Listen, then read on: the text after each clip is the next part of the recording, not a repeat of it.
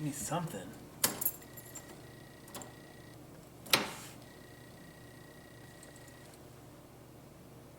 Time for a rebuild.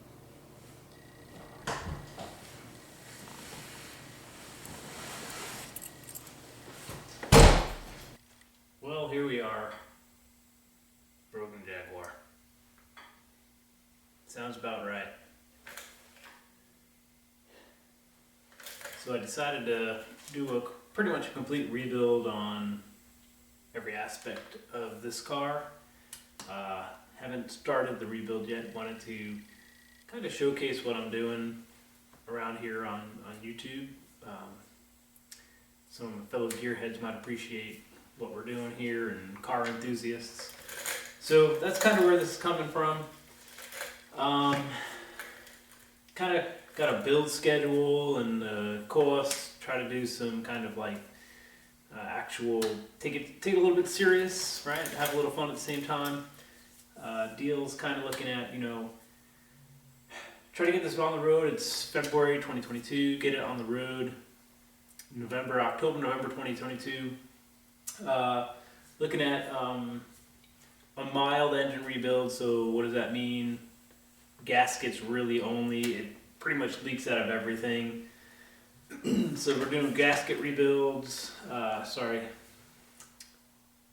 what does that mean? Pretty much means, what does a mild rebuild mean for the engine in terms of what I'm thinking of is pretty much just replace the gaskets, a mild massaging of the heads. We're not porting necessarily, just clean up cast marks.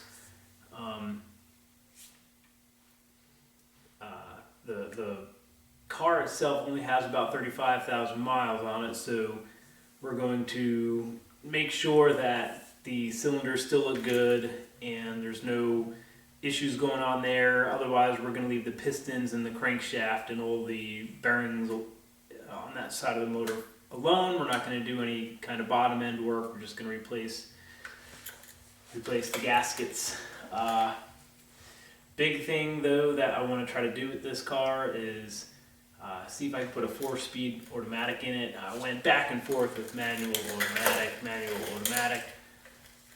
Wanted to try to keep the amount of fabrication down to a minimum, so no grinding holes in the frame to fit the manual transmission, no building manual transmission cross members, plus at the same time trying to keep the cost down to under $8,000 for the total rebuild cost.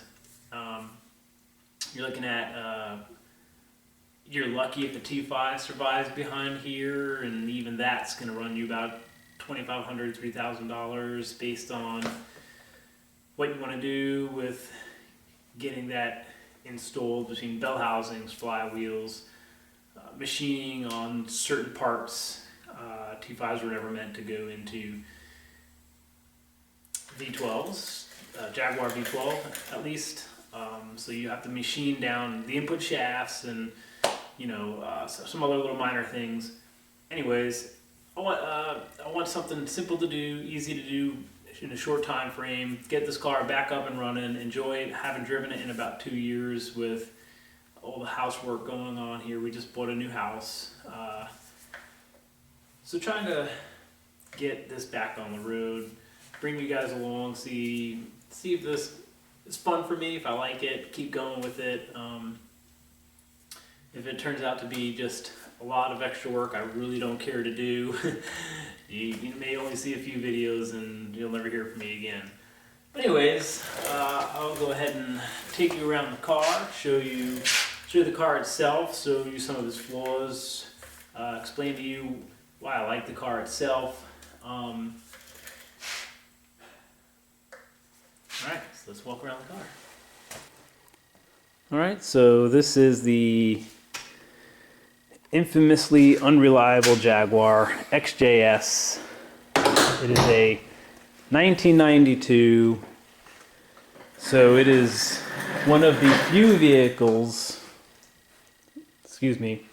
one of the few Jaguar XJS's that has the 5.3 liter V12 in the engine bay with the inboard brakes in the back. You'll see there's no rotors here, but also has the updated body style. You'll notice that by the wraparound headlights and the slight redesign on the buttress here.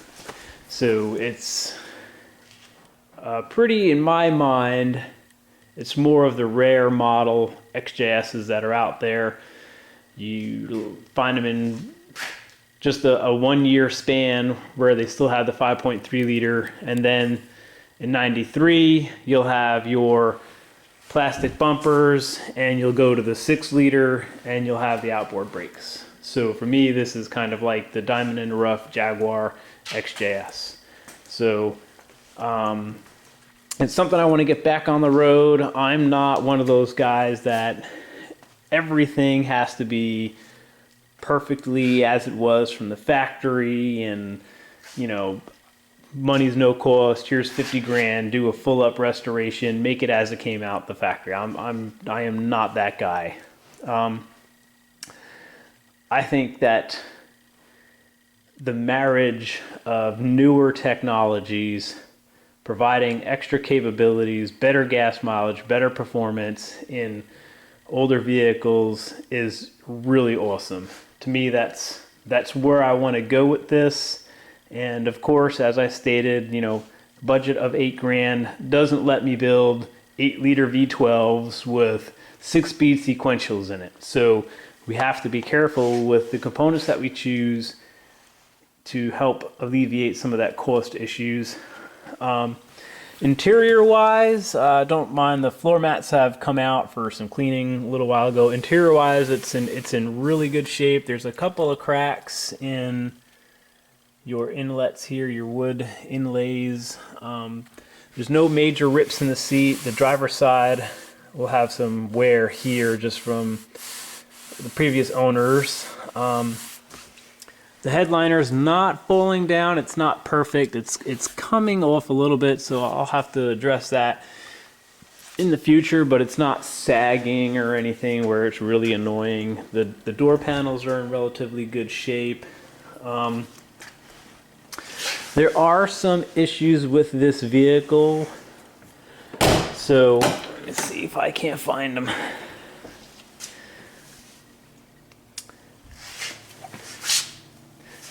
Okay, so here is the previous owner. I don't know what this hole is, but there was a hole when I bought the vehicle. I don't know if they maybe knocked this with their butt or something and it bent it, and they tried to go in and do paintless repair, but there's a hole knocked into this door sill here. I just kind of filled it in with silicone to not get water and rust in there as best I could. It's pretty not noticeable if you don't point it out. The other thing I did to this vehicle is I put the Coventry rims on here. These are designed around the hub-centric Jaguar hubs, and they are not quite what I thought they would be. They are rather heavy wheels. This wheel and tire combination is 10 pounds heavier than what came on the car. So that's per wheel. That's 40 pounds of unsprung weight. Not a big fan of that, but I do like the shorter sidewalls, the slightly wider tires. They're roughly the same diameter, so it doesn't change any of your driving dynamics. But I think for now we're going to accept the 10 pounds per wheel. Maybe down the road, figure out how to reduce the weight. In the front of these vehicles, the axle bearings, there's a big shaft that comes out of here. So if you have, what Coventry did to hide the shaft piece is they made this portion of the tire here exceedingly thick. So it's basically this piece is basically a large chunk of aluminum where all that weight's coming from. Whereas the original wheels has a cover that would cover it. So I don't like that, but it's all right. We'll survive. Um,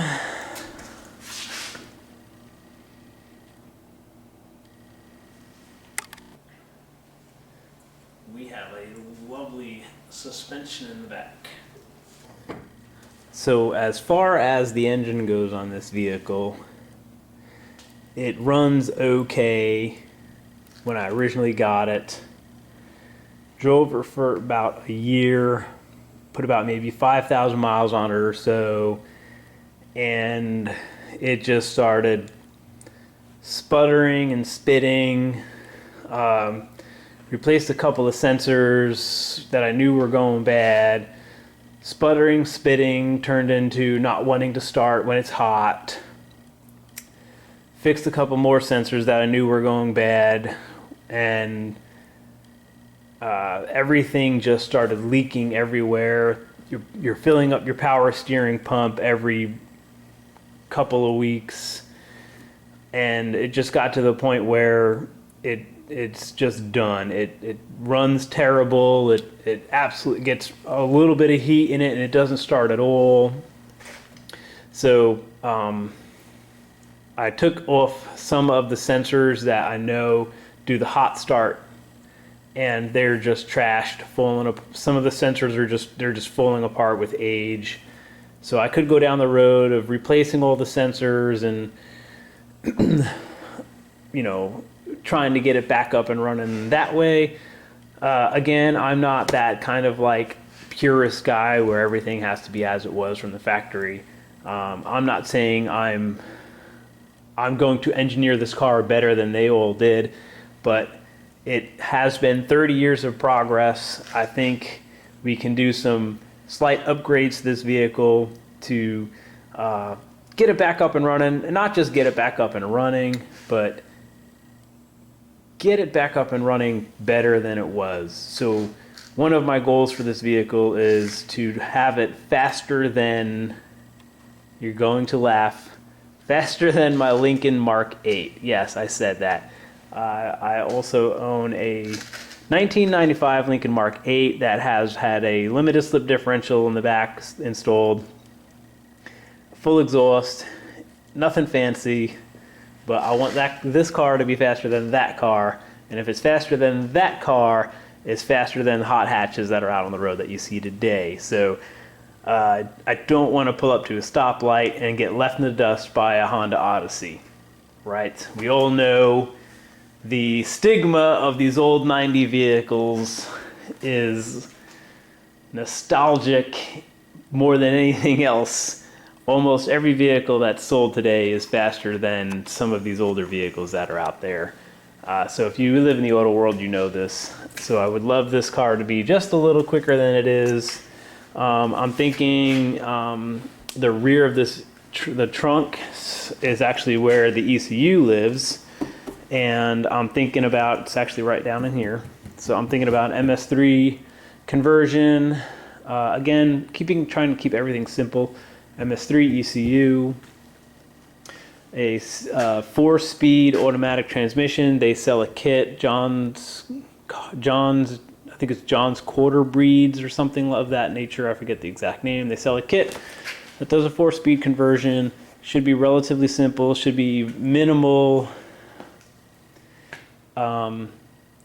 modification to the actual vehicle itself, as in the body and the shell.